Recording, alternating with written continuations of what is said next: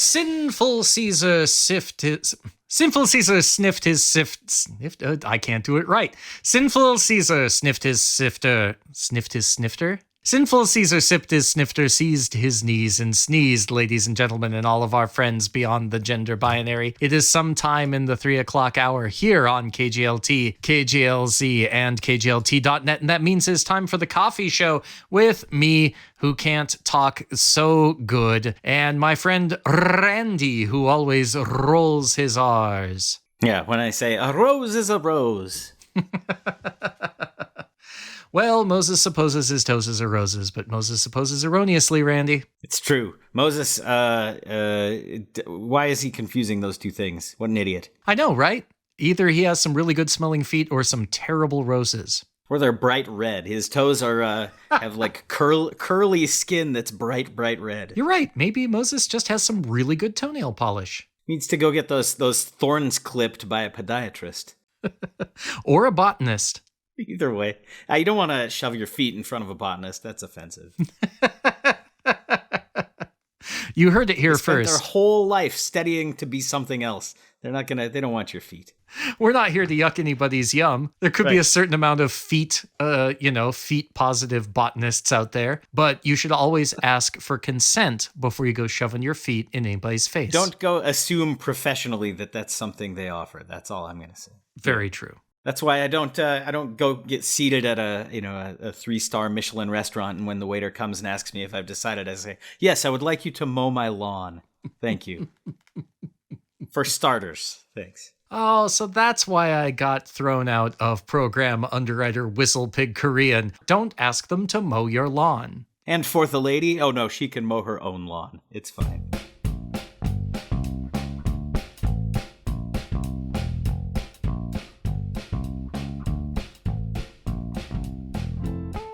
Cara Cara Bonito with their song Waking Up. Before that, you heard Tessa Violet with her first kind of minor hit, Crush, a marvelous song from her album Bad Ideas. And we started the show this week with Who's Calling, a song by Pony from their brand new album. I don't really have like a trend through those.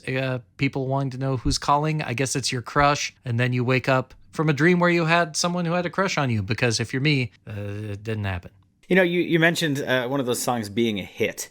Uh-huh. And I feel like the era of Dick Clark and countdowns and top whatever number of songs is over. We're through with that. You can enjoy all the songs you want regardless of their success. You can love a song that you're the only person that's heard, and you can be the person that doesn't listen to the things that other people listen to. It's fine. Yeah, I agree with that.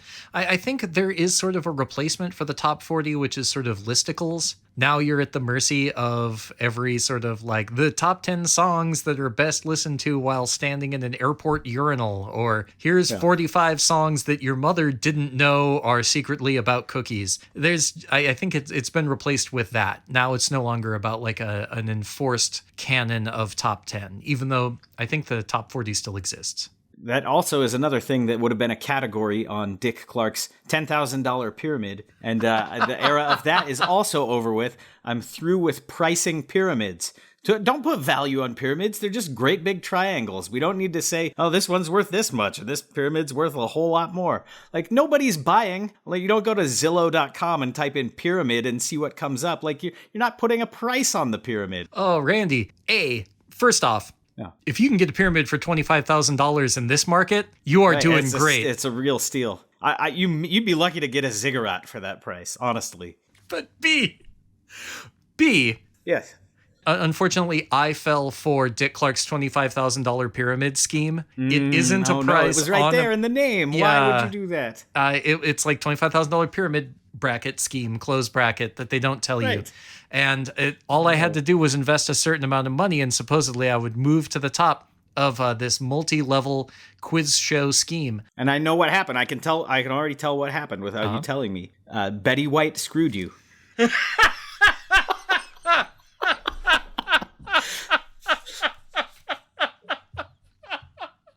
The nefarious Betty White. I can't believe you fell for that. It's like lesson 1 of real estate. You're right. Don't fall for the old Betty White giving you clues trick. You get caught up in the moment. She's yelling at you to get you to guess things, and you just get excited. I understand. When she has that sweet lady voice and she's just screaming at you, coffee is for closers. Coffee is for closers only. You've got to keep moving. Got to keep pursuing leads. I didn't even notice it. Second place was... She was right, Keith. Coffee is for closers, and it's like the coffee at Program Underwriter Ghost Town Coffee Roasters. And I think they check your closer status before they'll sell you the coffee. Oh, maybe. I don't know if they gatekeep it. Hopefully not. Fortunately, though, because there were only 2 contestants, I got second place, and second place was a set of steak knives. Oh, that's good. That's great. Third place is you're not invited back to the pyramid. Get off the show. Yep. There's only 2 contestants on pyramid. How do you get third place? Great job. Yeah, the producers, Mitch and Murray downtown, they told me that I had to go and get off of the studio lot. That's rough. Did he at least get to ride around on the cart? Oh, the cart is also for closers. Oh no! What was your parting gift? You had to have gotten a parting gift. I did. A second place was a pair of steak knives. Oh, steak knives. Yeah, right. and the middle finger from Betty White. Can we stop doing the show and just play music for the rest of the hour? I'm never going to come up with something anywhere near as funny as Betty White Screwed You. I'm honestly done with this week's show. You peaked too soon, man. I think she'd be down with that. I think she would appreciate that joke. I'm pretty sure she would. Oh, 100%. Absolutely yeah. would. No, but I remembered it forever. You know what I took home was my own consolation gift, and I had it blazoned on my arm. Never trust Betty White. And I got that tattoo at Program Underwriter Bozeman's Tattoo Alley. That's where I got my tattoo of this nice dinette set by Broyhill.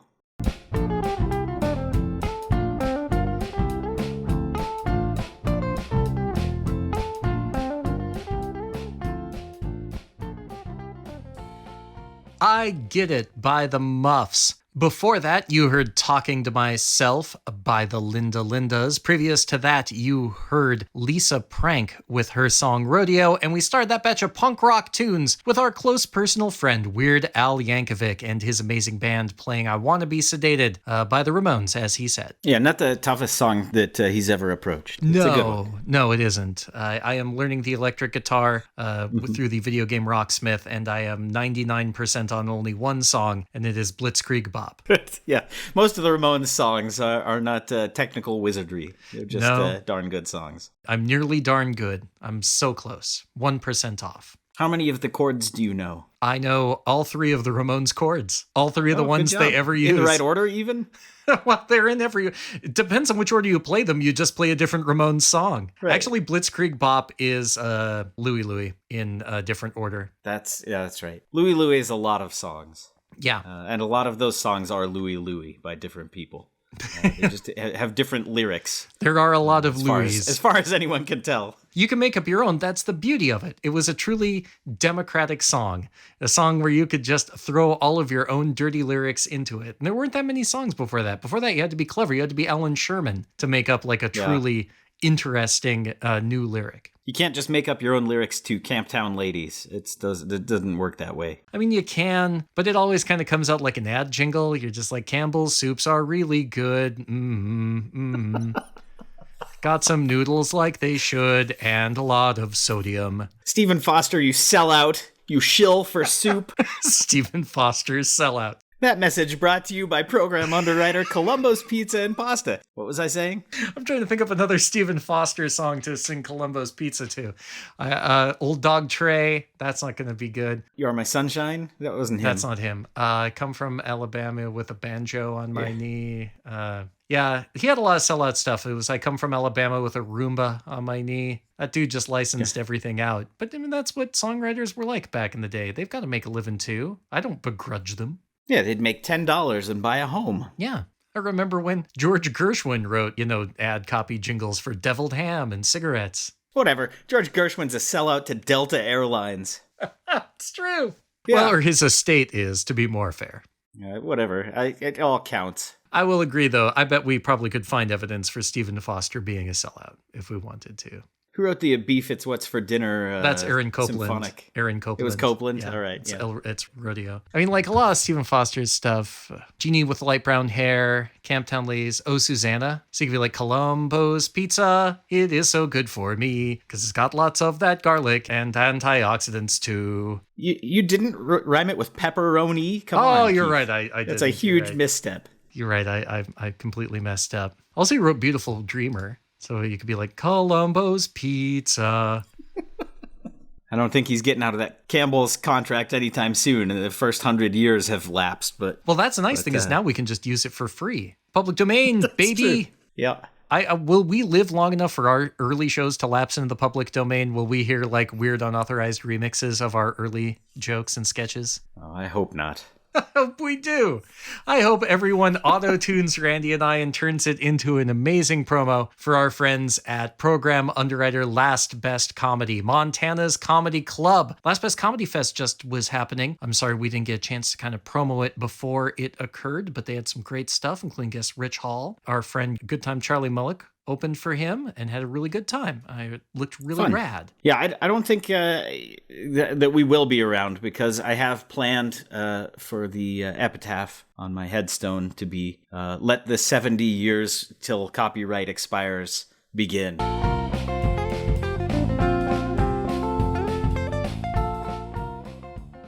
That is the Go Team with their song Bust Out Brigade. Before that, you heard Marching Band by the Movits from Sweden. And we started that set of songs with Professor Elemental and his quest for the Golden Frog from his album The Indifference Engine.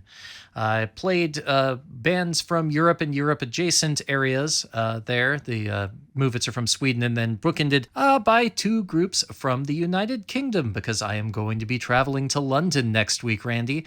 So next week's show will be a mystery pre-recorded show for the audience. You're spending the whole time, you're just taking a taxi right from the airport to Piccadilly Circus, and you're just going to spend all your time there? I have been to London only one other time on my honeymoon, 10 years ago exactly, almost to the day when I arrived there. And I went to Piccadilly Circus, and you know what? No elephants, no clowns, no tightrope walkers, no peanuts, no cotton candy. It was the most disappointing circus I've ever attended in my life, right behind all the other circuses I've ever attended.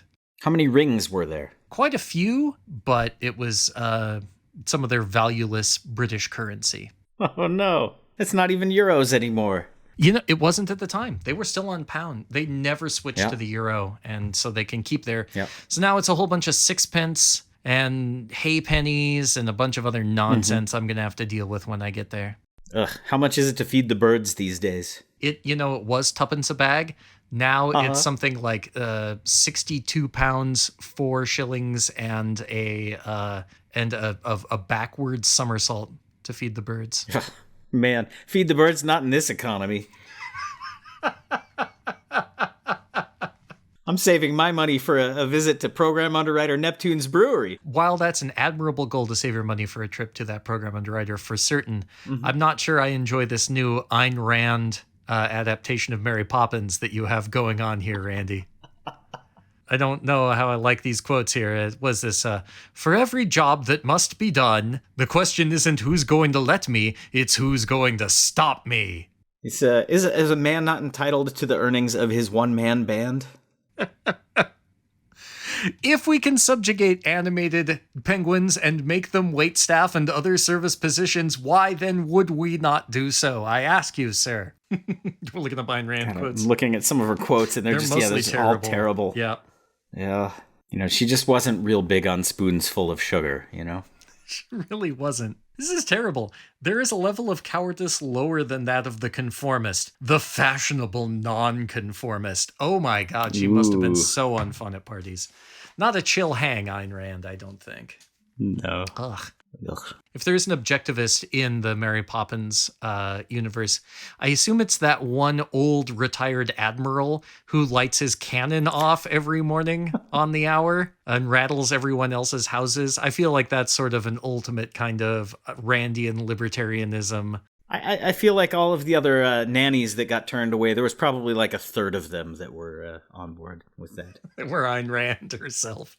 That's what made her so bitter. And where are they now? They blew away in the wind. Oh, if only all the rest of them could. Oh, well, Randy, maybe we can put them in this bottomless valise that you seem to be carrying, and we can shut them away and come back next week for more music and fun on The Coffee Show. Before we go, if you like The Coffee Show, you can follow us on Facebook at facebook.com/The Coffee Show, and find us online with The Coffee Show World of Content, wherever you find podcasts, and on YouTube. It's not a valise, Keith. It's a carpet bag. It's great because you can just wipe your feet right on it before you go inside. You can make Southern people real mad, I hear. South of London? This Yankee came down here with their talking parrot umbrella. Go on, get, which is what Randy and I should do. So we'll be back next week with more music and fun. I love to laugh. He's Randy. And he's a man with one arm named Keith. Why his arm is named Keith, I never understand. It's a wooden leg, but I you got there. Yeah. You wish you had a wooden leg. I do. It's carved ornately, and it's got all the toes on there just perfectly. Betty White got it in the settlement. Oh, Betty. Cost an arm and a leg. Snappy catchphrase. Betty! Betty!